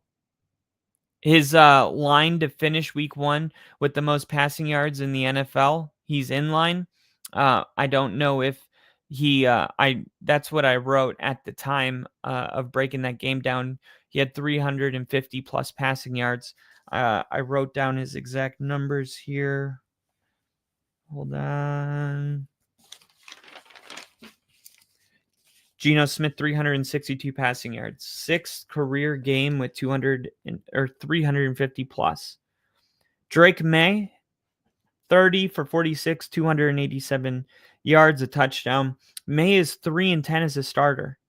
So not having a ton of success in his first 13 games. Pete Carroll's now 4-0 in head coaching debuts. Brock Bowers had his 3rd 100-yard receiving game. New England, pay attention to this one. New England has not won a non-divisional home game since 2022. and they have 5 straight home opener losses, season opening losses. Bad vibes, right? But you got to give credit to the Raiders, right? They came out, played a good game. I thought that they played a lot better than we were expecting. Look, I'm not trying to take anything away from the Raiders. Maybe I am. I just thought that the Patriots were going to come out and be better, right? I thought Drake May and his receiving core, I thought they would be better. There was not a lot of separation, right? You go back and watch the film, there isn't a whole lot of separation going on among all of the wide receivers and tight ends. And as someone who predicted the Patriots that, could win 10 games and earn a playoff spot, I was pretty disappointed by what the surrounding pieces for Drake May looked like. And May didn't have, his best game. And I don't want to completely rid him from the blame. He gained 49 yards on the running game, gained 49 yards on 14 carries. But the newly formed offensive line was responsible for a 40% pressure rate. You had Will Campbell getting beat for a strip sack. He was flagged twice. What stood out to me was that there was simply nobody that was getting open on a regular basis for this team other than Hunter Henry railing up the sideline off a switch concept, and Diggs getting behind the shallow coverage off a fake bubble screen. Drake's best throws came on tightly covered seam routes to the tight end, back shoulder balls at the sideline to cash in boot. And these balls being driven on Diggs and deep hooks between the second and third level of zone coverage. Third round pick Kyle Williams and his separation skills at Washington State, the vertical presence he offers running just 5 routes all day feels insane to me. So I'm wondering, is this a play caller thing? Is this a rookie thing? This is a really young team. But it's kind of like Sean said, everyone's running a blind race in the offseason and the preseason. And in week 1, you get a chance to take the blinders off and see where you measure up. I guess I had New England much further along, unless this is just a bad game, right? It's one game, so we don't have a huge sample size. But I felt like New England was much further back than what I anticipated going into this season. For the Raiders, I think looking at where the Raiders and Patriots ranked defensively last season, they both finished in the bottom quarter when it came to pressure rate. Each were under 30% for Vegas. That was largely connected to them missing Malcolm Kuntz, and Max Crosby was banged up for most of the year. We understood all of that. Clearly, their top 2 pass rushers being out is going to affect how much pressure they can get. But for New England, Christian Barmore was dealing with blood clots, and they were lacking real difference makers on the edges, along with having little manufactured pressures. The Raiders were more tactical about when they brought extra bodies. 26.4% of dropbacks, the Raiders brought an extra body. Mad Max was a menace. A couple of interior guys stepped up. Defensive coordinator Patrick Graham used safety Jamal Adams on a couple of simulated pressures while peeling off the opposite end. And then I mentioned that cover 0 call that I viewed as mistimed considering the situation, but I did otherwise like that they did a lot. They brought 6 for the most part with man free behind it. They changed up the surface throughout the day with a bunch of 5-0 fronts, out of which they ran these 3-man games. And Harold Landry had a good showing, probably his best showing since Mike Vrabel drafted him in 2018, which was the year he took over in Tennessee. So I think on the flip side, the Patriots were not able to generate a ton of pressures, but the Patriots blitzed Geno Smith on 40% of his dropbacks. 40. That's a lot. So this was a very aggressive game plan from Mike Vrabel coming into this game. And I still think that the Patriots with Mike Vrabel, like, it's just one game, so I want to hold up and wait and see. Chip Kelly and Geno Smith, they have immediately proved the Raiders' offense as competent, at least. For all the fans, the Raider fans out there, they know that this offense was a tough watch pretty much all of last season. And they were dead last in rushing yards before and after contact. None of their 3 starting quarterbacks inspired any real confidence. They had rookie tight end Brock Bowers setting records. That was the only bright spot on this team last year. Ashton Jeanty ran for 38 yards on 19 carries in his debut. Didn't really bring the success on the ground they intended when they drafted him, 6th overall. But there were some fireworks through the air. Geno, a pocket warrior, hanging in there, throwing lasers.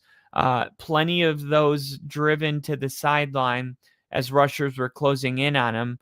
On average, his passes went a yard beyond the first down marker on Sunday, and he delivered the dagger on a sluggo on 4th round pick Dante Thornton when the Patriots brought a cover 0 blitz on 3rd and 20. I also like some of the things I saw from Chip schematically with them isolating Brock Bowers on the backside of 3-by-1 sets.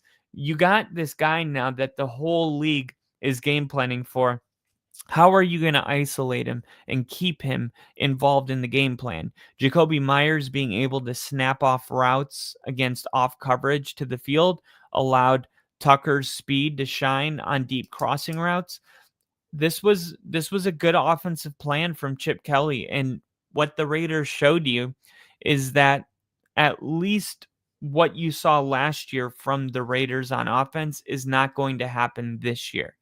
Okay, so the Patriots have a long way to go offensively. It's just one game, but overall, the Raiders get the win in a disappointing loss from the Patriots in a 20-13 game. And this was one of the more fun ones. The Patriots and the Lions, I guess, if you're a Patriots fan. I mean, a Packers fan, right? The Packers played that hell of a game. Now, I was pretty much like on board, right? I had the Packers in my top 5. But the Packers played a hell of a game. The defense was amazing. Jordan Love had a big lead most of the day. He wasn't asked to do too much. He completed 73% of his passes on the day, adding 2 scores. He looked comfortable in the pocket. He spread the ball around to a lot of different weapons as usual. Jaden Reed. We may have to pump the brakes on Matthew Golden being the number 1. Reed led the team in targets, even though it was only 5, but that's just how this offense operates. Sam Laporta, third-year tight end, led the Lions non-running back in targets with 9. Jahmyr Gibbs had 10. And he turned one of the better tight end days across the league. So he had a crazy good rookie season, right? Last year, not so great fantasy-wise, but a good start to the season for 2025. Almost the entire Lions offense was not good in this game. Truly a game to forget. In the first game of the Ben Johnson-less era for Dan Campbell's Lions, much of the issues stemmed from just bad play from Detroit's interior offensive line, which gave no room for David Montgomery or Jahmyr Gibbs to find any space, and left Jared Goff a sitting duck in the pocket on many occasions. Lambeau is a tough test for any team week 1, but these are not the Lions that we've come to know, right? The last couple of seasons. If you're a Lions fan, hopefully they can bounce back as the season goes on. But if the offensive line struggles continue, we might need to lower some of the predictions, right? I had the Lions in my power ranking. I don't remember. I think I had them third in the NFC North because I'm like, look, they're going to struggle. They lost their coordinators, and they're not going to be the same team as they were last year. I think Rick had the Lions first in the North because of Dan Campbell. So we'll see. We'll see if they can turn it around. But as far as like the first game for their new star, Josh Jacobs is the first. Well, let me finish that sentence. The first game for their new star, he got a sack in the home opener. I'm talking about Micah Parsons. That was his 4th straight season opener with a sack. 8th straight game with 3 touchdowns and 0 picks for Jordan Love. Josh Jacobs is the first Packer to have a touchdown in 9 straight games. The Packers won their 13th straight home opener, tying an NFL record.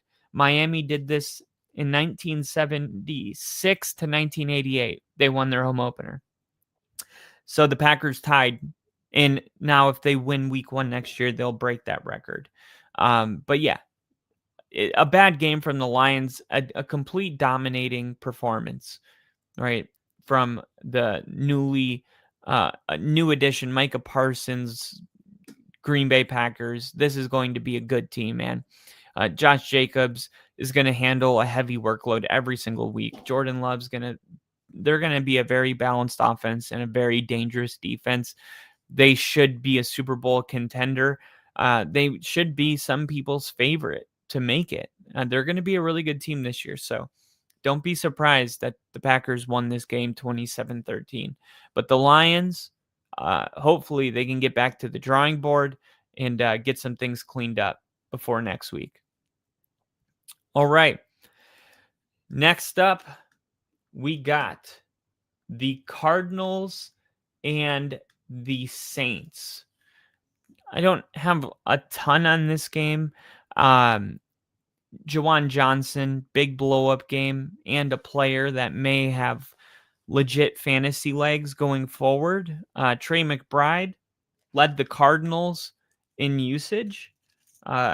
So somebody that we've seen now have a monster year last year.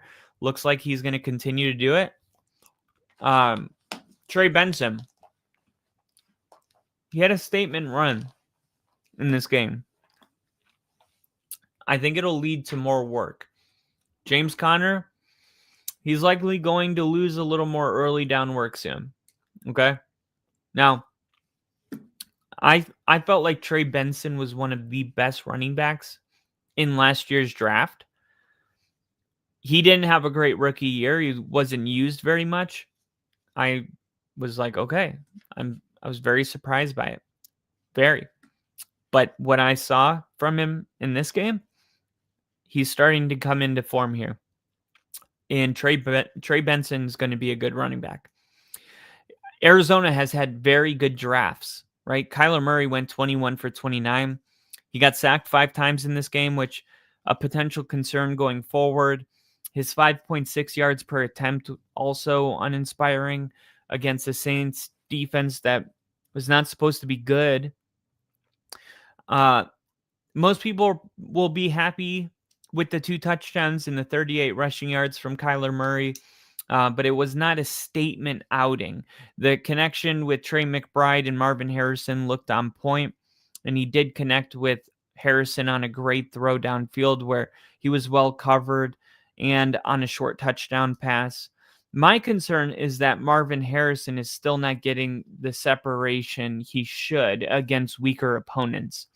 And that could really limit Kyler Murray's passing numbers this year unless another wide receiver steps up. Luckily, McBride should go over 1,000 yards again if this game's any indication. It's a solid start for Kyler, whose rushing gives him a very solid floor. Still, though, the Cardinals, a limited passing offense limits the upside against weaker opponents in spots like this. If you're starting Murray, no need to panic yet. But I feel like the Cardinals are not going to be a crazy dynamic offense, although I think they're capable of it. So I think this could be one of those teams that gets better every single week. I really do. I think Benson's usage is going to go up. I think Marvin Harrison is going to get better. I think the fact that you have McBride, a good tight end, a good receiver, and a good running back, I feel good about that. Okay. I think the Cardinals could be a sneaky good team.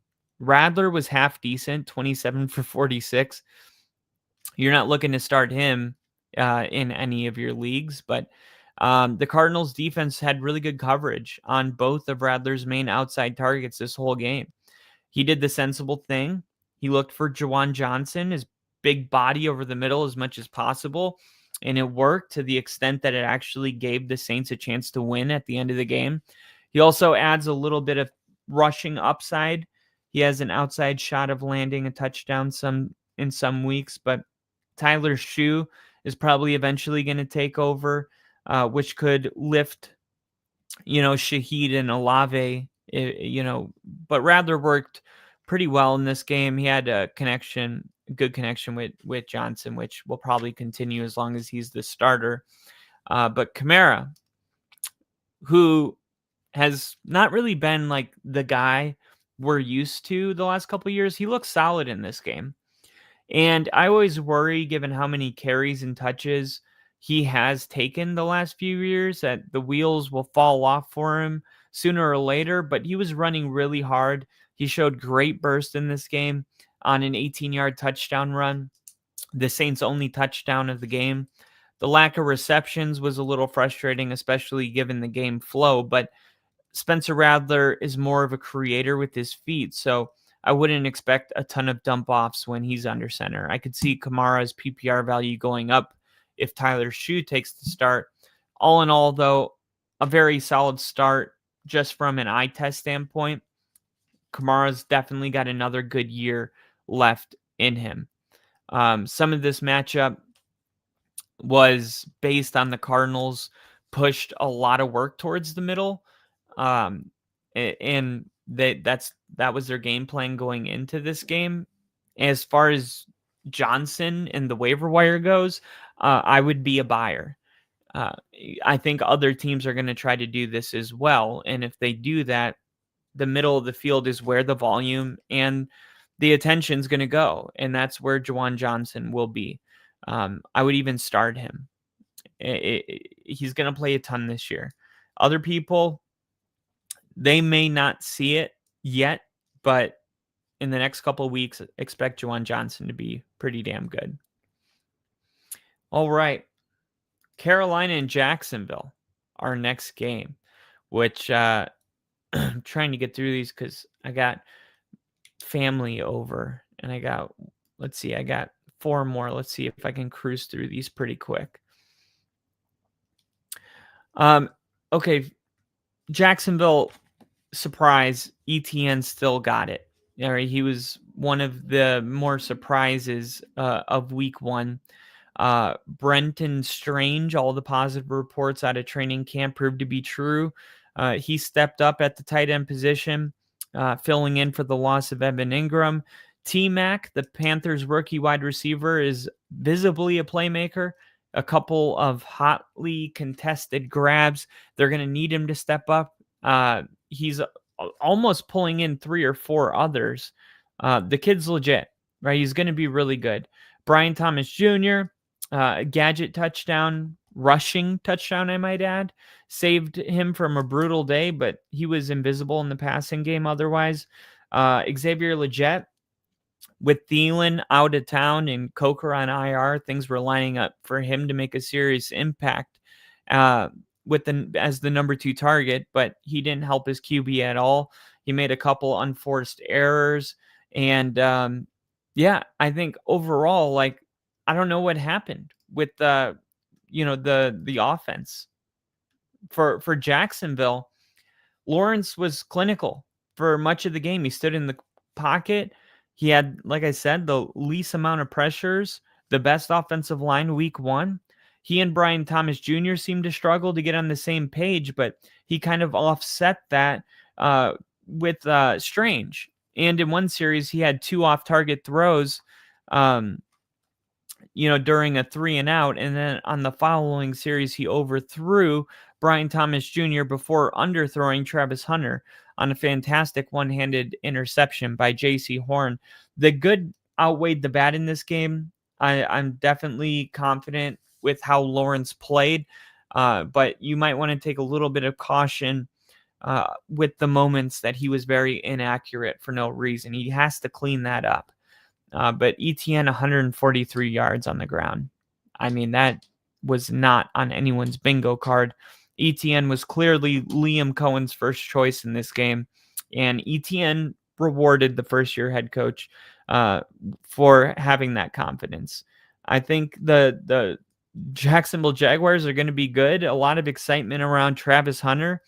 Hunter was rarely used on defense, but he was consistently used on offense. He's the clear short to intermediate route guy in the slot. He's going to have a really solid floor. That's what we learned from this game. This was an exciting opening game for this guy. 8 targets. That's exactly what you want to see if he's somebody that you have on your bench, because you didn't feel confident starting in week 1. But overall, like Carolina's offense, abysmal, needs to be better. There was a long rain delay in this game, so it kind of sucked a lot of energy out of the game. We were on to the 4:00 games by the time this one even ended. So, next week, the Cincinnati Bengals, who had a very, very, very tough time offensively, are going to be playing the Jaguars, and the Jags protected their quarterback. The Bengals were the worst at protecting Joe Burrow, so keep an eye on that matchup next week. And for now, the Jaguars are 1-0 under Liam Cohen, who I said was the best coach in this cycle. And we're going to see if I'm right or crazy, and we're going to find out pretty soon. One thing I know I was right about, though, and you got to give it to me, it was Aaron Rodgers in the Pittsburgh Steelers. Yes, he did it. Aaron Rodgers and the Pittsburgh Steelers, man. Okay, let me just say, the Jets are 0-8 since last season in games decided by 6 points or fewer. They are not able to win these close games, okay? They're 0-1 to start the season for the 6th time in the last 7 years. All right, enough with the Jets, though. Aaron Rodgers, 22 for 30, 244 yards, 4 passing touchdowns. And now keep in mind, the Jets, who had Aaron Rodgers last year, they called Aaron Rodgers, told him they wanted to sit down with him, had him fly all the way across the country to sit down, and they said, do you want to play football? And he said, yeah, I'm interested. And you go, okay, we're going in a different direction.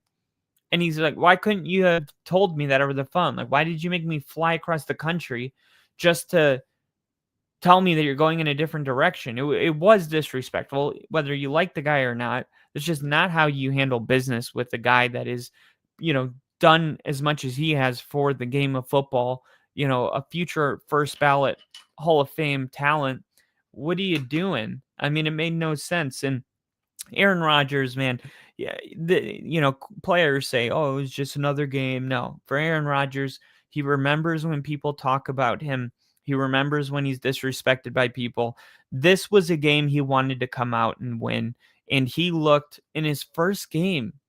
I mean, Manning didn't even look that good in his first game with the Broncos. And Aaron Rodgers came out and looked good, man. I mean, it was Aaron Rodgers' 28th 4 touchdown, 0 interception game, which guess what? He's tied Tom Brady now with 28 of those such games. I think overall, you got to be very encouraged by this if you're the Steelers, because you got the Baltimore Ravens who are giving up 40 plus points to the Bills. And the Jets offense looked really good, which is something that I don't want to get lost on this performance by Aaron Rodgers and all the hype that comes with the Steelers. The Jets looked like they're going to be a successful team this year with Justin Fields at quarterback. He produced with his legs. He had a very efficient passing day. He made the defense respect his legs. He was able to freeze linebackers and then throw because they thought he might run. Breece Hall, by far the best looking running back in this game. He gashed through the Steelers defense. He's a player that fell in when it comes to fantasy value. If you were able to draft Breece Hall with the fourth pick, you did a great service to yourself. Calvin Austin tied for second on the Steelers in targets.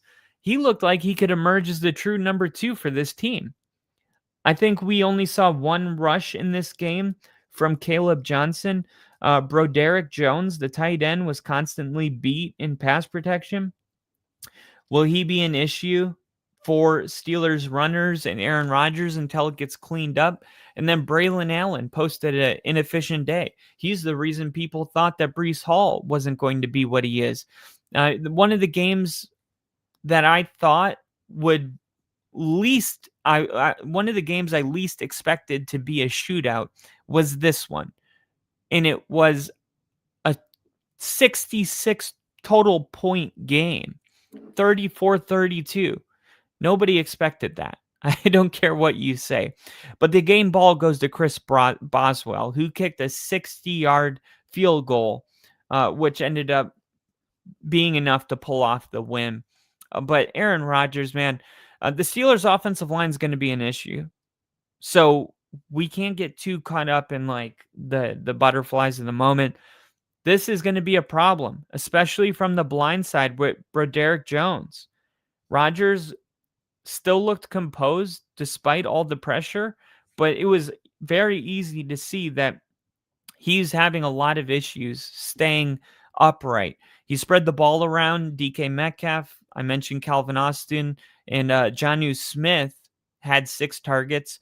And he's seems to be building trust with Austin, targeting multiple times on deeper routes down the field. But he ended his day with 4 touchdowns, 0 picks, tying Tom Brady doing that 28 times.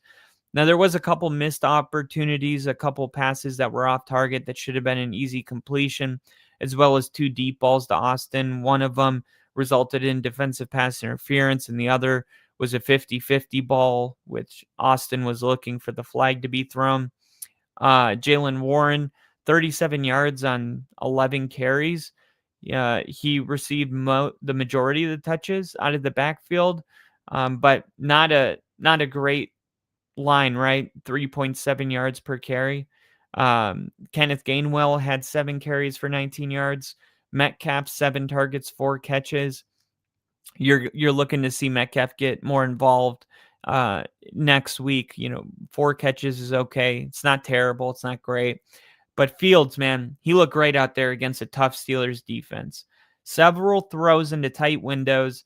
He kept the Steelers guessing in the running game, resulting in him and Hull having big days on the ground. I'm excited to see if he can continue that success next week, and along with Breece Hall, who had 107 yards on the ground. And finally, the final game of week 1, we have the Titans and the Broncos. And I'm going to talk about this one. I'm going to go live tomorrow. I'm going to clip this right here. No, I'll finish this one. Okay. This was not Denver's best game. And like I said, I've never been so disappointed after a win, right? This was a very tough game to watch as a Broncos fan because we expect more out of Bo Nix. We've seen better football out of him. Now, you have to keep in mind that this was the number 1 passing defense last year. They only gave up 177 passing yards per game. So you have to go into this game knowing that this isn't some bad defense that Denver made look good. I thought they were able to generate a lot of pressure. They are going to be a lot better of a defense than we thought. And although Cam Ward only had -3 yards in the second half, I thought it was clear that Cam Ward's going to be really good in this league. He was going against the league's best defense, in my opinion, and he was still throwing a lot of first downs. And there was at least 3 plays that were miraculous that he made, that his receivers just dropped the ball. I mean, there were so many moments that Cam Ward was let down by his offense. And Cam Ward, I mean, I would argue played even maybe better at some points, than Bo. Now Bo was able to throw, like a 50-yard touchdown pass, but the way he was moving in the pocket, avoiding pressure, seeing the whole field, he was making quick decisions without throwing to his first read. He just is, I'm telling you, when it comes to quarterback, you can watch a game and you can tell right away, does this guy have it or does he not? And this was a game that you watched and you went, yeah, he belongs in this league. Yeah, he didn't get the win, but he is in the right place. And for Tennessee, they have their quarterback. This is going to be a guy that is going to be a problem in this league. And it might take a couple weeks to get going. But this defense is not the best measuring stick. Like, this is why you can't just look at the numbers. 112 yards, 0 touchdowns, 1 fumble. He had a terrible game. No, he actually did a lot better when you watch the script than he did when you read it at the end, right? So overall, I thought Tony Pollard ran the ball really well. You saw Chestnut get in there for some carries. They need another weapon besides Calvin Ridley. Patrick Surtain traveled around the field covering Calvin Ridley for much of the game. You saw where I have, I think it was 86% of snaps. You saw here it is. Patrick Surtain didn't allow a single catch on 34 coverage snaps, and he covered Calvin Ridley on 84% of his snaps. So just an impeccable game by Patrick Surtain, which we've come to expect, not allowing a single catch. That's just another day in the office for him. But next week he's not going to be covered by Patrick Surtain, and Cam Ward's going to make those throws. And I expect this offense to look a lot better next week. So overall, too, like when it comes to Knicks, week 1 jitters, right? I know that he's gonna bounce back. It was the first game of the year, and the most important thing is we got the win. And I think in this league, you need to be able to win ugly games. You need to be able to make mistakes like that muffed punt, and you need your team to have the grit to not panic and not fold and still come up with another big play. Like, we can't ask our defense to make another big play. Sure, you can. And then they came in and got back-to-back sacks, right? It is that type of a team this year. And that's a playoff team, right? I liked what I saw from RJ Harvey, who had 70 yards on 6 carries. One of them was a 50-yard burst. That 50-yard run was amazing. I thought he was going to get the edge and score on it. And he kind of lost his footing and wasn't at full speed when he got caught. But I think RJ Harvey, he looks like he belongs, and he's definitely earned a bigger snap count next week, which for Sean Payton, it takes, you put him in and you see how much you can trust him, and then they earn more. I think that's exactly what he did.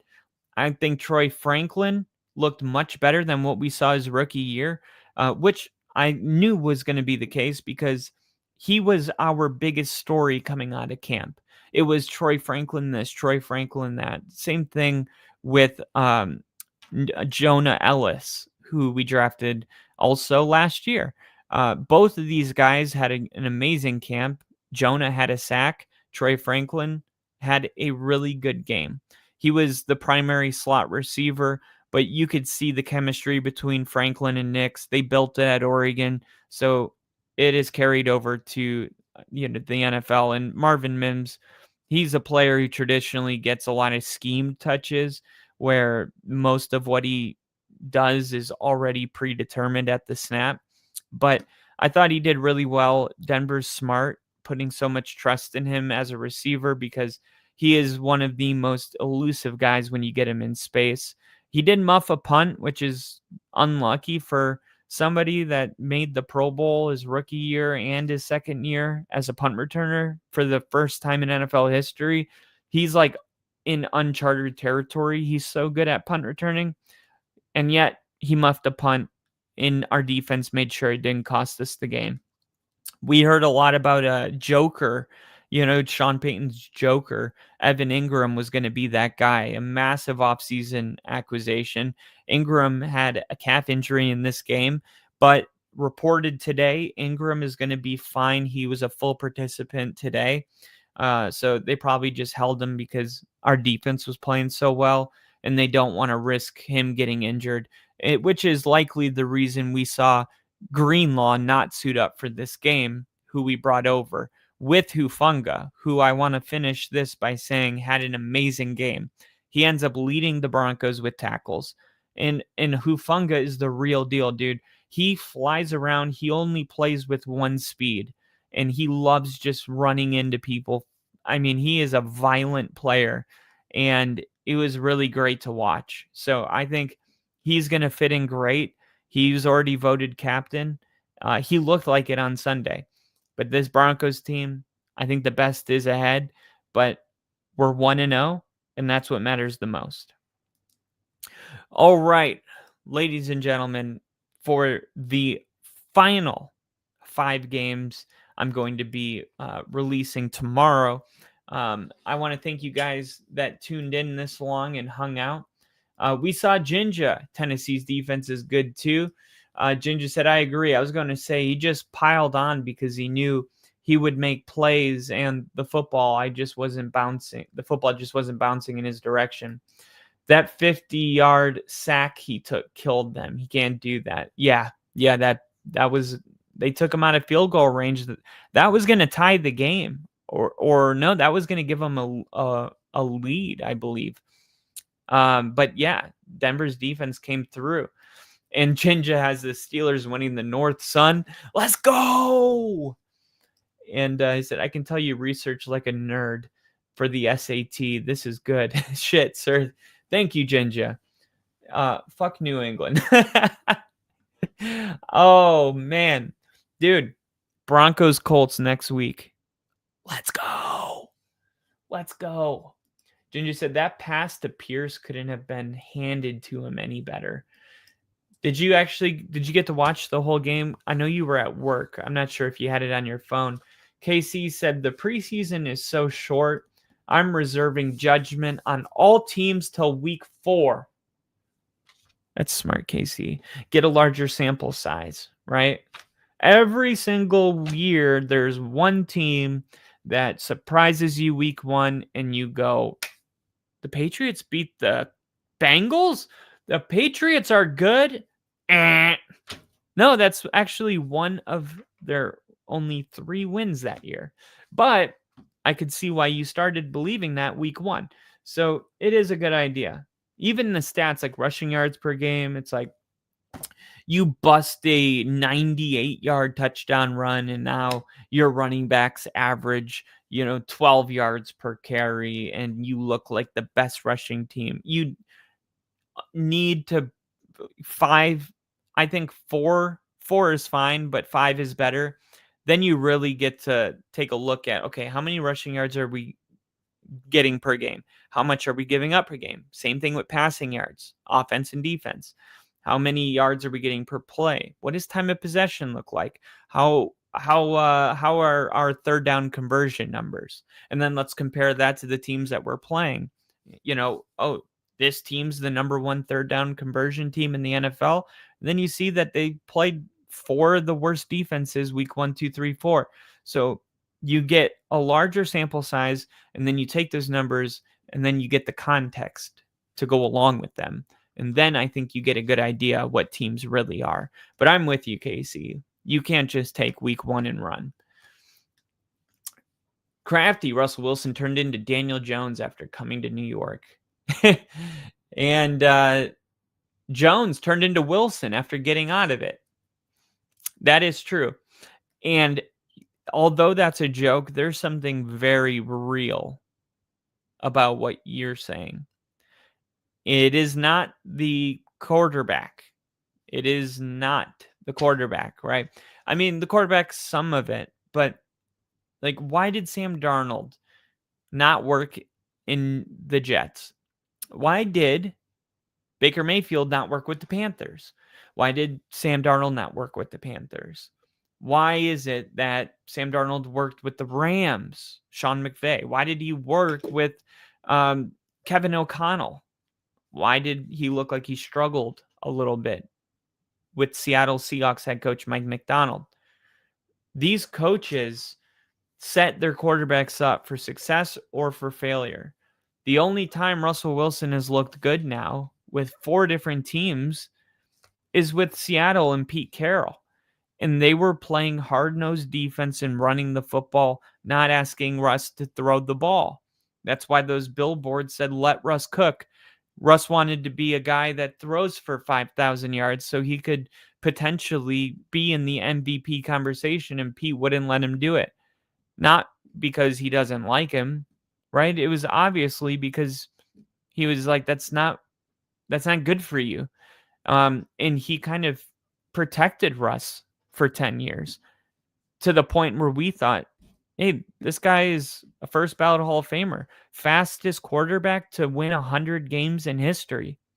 How can you say no? And then we got to see what he looks like without that protection. And I don't know if he will ever fully recover. You know, the way we remember him is forever tarnished. And it's crazy because I think with like at least Anthony Richardson, you go, well, if Shane Steichen couldn't get him to work, I really do believe that he just doesn't have what it takes. But there's a handful of other teams that I'm like, hey, I bet that quarterback would have worked. Maybe had Drew Lock not had Vic Fangio as his head coach, maybe that would have been a more successful journey. You know, maybe Trevor Lawrence wouldn't have looked like a bust if Urban Meyer wasn't, you know, skipping the flight home after Thursday night to get grinded on by college students getting stinky finger. Like these quarterbacks, and that's why Mike McDaniel, his legacy will be tied to Tua, because he was the guy that got Tua into the Pro Bowl conversation. But can he sustain it? We'll find out. Tomorrow, me and Rick will be doing our predictions as well. And then I'll be going live. I got a couple different videos I need to shoot. Give you a little sneak peek. One of them, Russell Wilson did post on his X. He posted mentally tough. The 49ers waived Jake Moody. The Broncos announced their new stadium. It's privately funded. That's great. I love that they're staying in Denver. We're going to talk a little bit about that. Also, there is going to be a roof on it that opens and closes. It's retractable, so we can expose our opponents to the elements. I love that they're staying with natural grass as well. Denver's not going to have any new taxes because they privately funded it by the Walter Penner ownership group. So they're doing that as part of their civic duty. And we've seen in the last 10 stadiums that have been built, how many millions, even billions of dollars of that came from the taxpayer.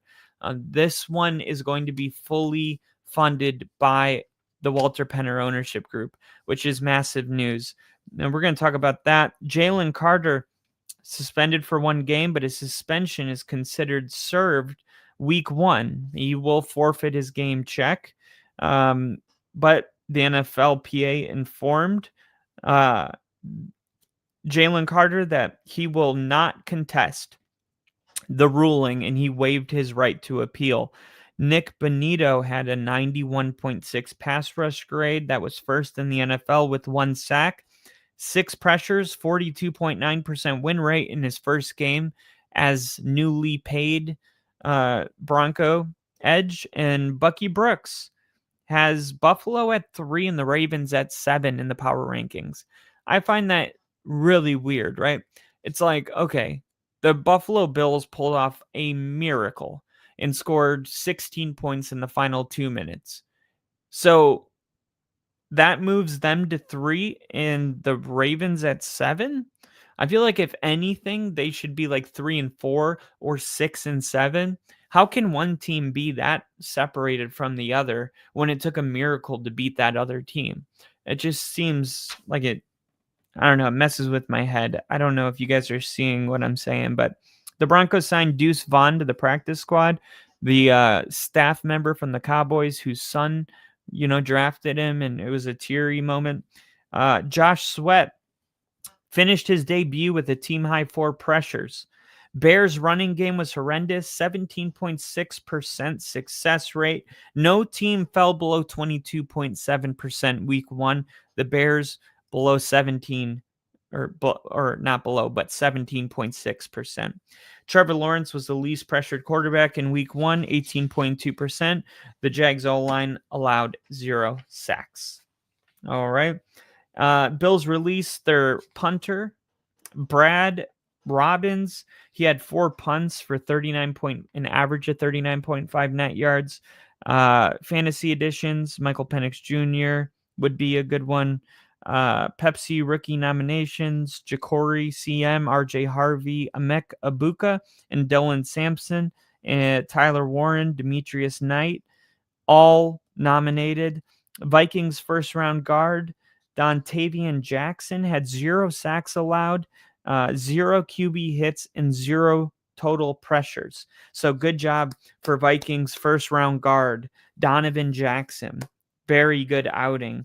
And Caleb Williams is now 1-11 in his last 12 games. And then PS2 didn't allow a single catch on 34 coverage snaps. He covered Calvin Ridley on 84% of downs. We're going to talk about all of this and more. I got a lot more notes. We're going to talk week 1. We're going to talk week 2. We're going to talk fantasy. We're going to talk betting lines. We're going to talk all of it. So I hope I see you guys then. Thank you for watching this. And I will see you guys on the next stream. Long live Bill. And you guys, man, love your give a hug and a kiss to your loved ones. And no matter what you guys believe in, just always remember that violence is never the way. Love each other, even when you disagree. And always, always, always choose the high road. God bless you guys. I love you.